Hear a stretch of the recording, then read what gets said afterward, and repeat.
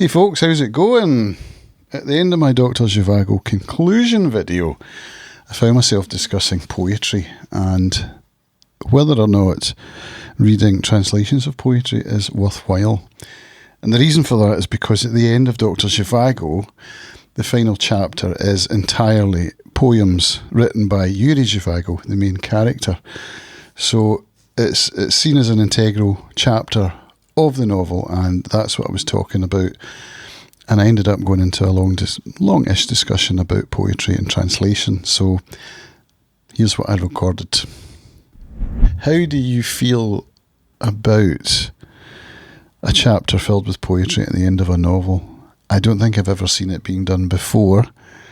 I've seen poetry included in a novel, but not as an entire chapter, and certainly not written as the output of one of the characters of a novel. So in that regard, I think it's unique.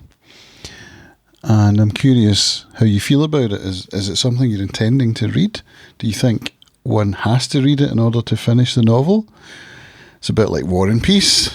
At the end of War and Peace, you might not know, but there is a long epilogue in which Tolstoy expounds in quite some detail his theories of history, the philosophy of history. And last time I read the book, which was 2 years ago, I didn't read that part of the novel. It's like, well, I want to know about the characters and the plot. The history lecture, I don't really think one has to read that in order to finish the novel. And I'm going to go out on a limb.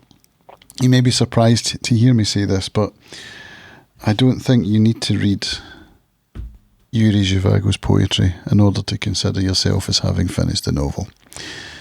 That said, I have read it, and I will read it again. I'm not sure if I'll come back onto the channel, though, and discuss it, because I think poetry and translation is a tricky thing. It's a very tricky thing. In prose, yep, fine. Novels, let's translate them, let's read them, let's enjoy them. Poetry, though, I don't know. We've discussed earlier about how Pasternak himself considered prose to be a higher art form than poetry, which he states in his letters, etc. I'm going to say, I don't know. I was going to say I would consider poetry to be a higher art form, but I'm not sure that's the case. What I will say is that I feel intimidated by poetry, and I know a lot of people do. I remember one of my favourite Substack writers, Petya Grady, talking about this on her channel, and I enjoyed what she wrote so much that I bought a poetry collection of Mary Oliver's, or it was a book about how to read poetry. And I was excited because I want to read poetry. I aspire to read it. But every time I do, it just doesn't seem to go in. I just don't seem to get it.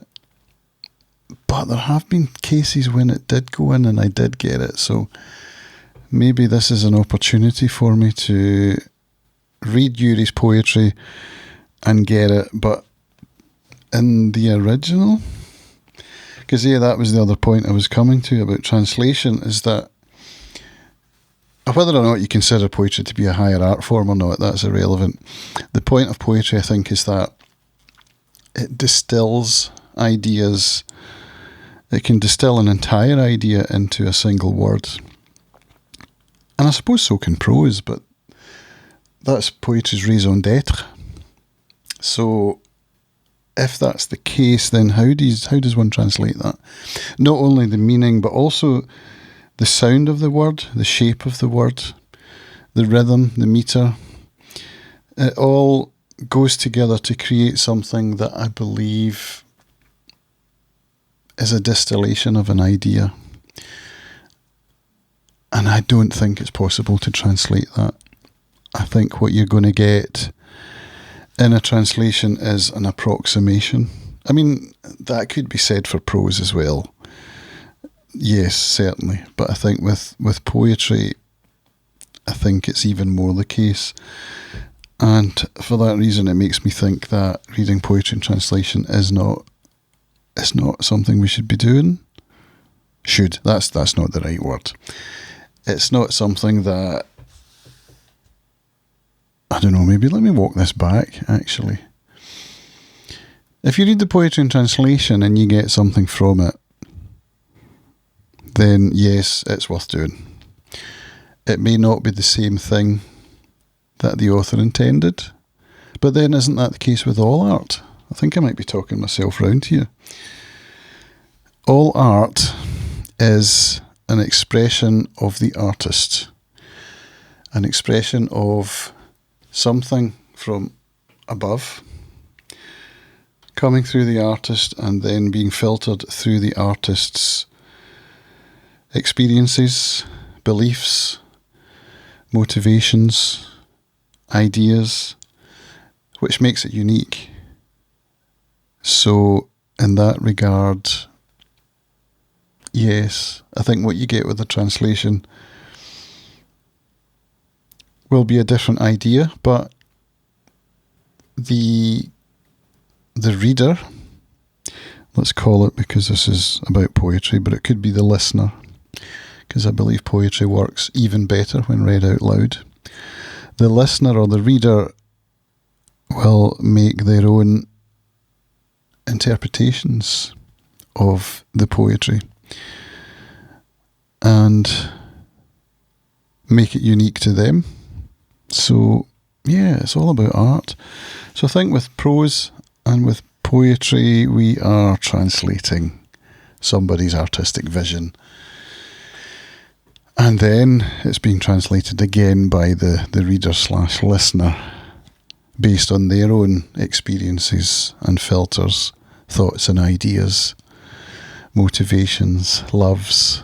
So yeah, I'm walking it back. I'm talking myself into reading the poetry in translation. In fact, reading the poetry in multiple translations to see how different translators have dealt with all of this that I'm talking about here. Isn't it fascinating? So, yeah, I mean, this should have really been a separate video, I think. Maybe I'll do that.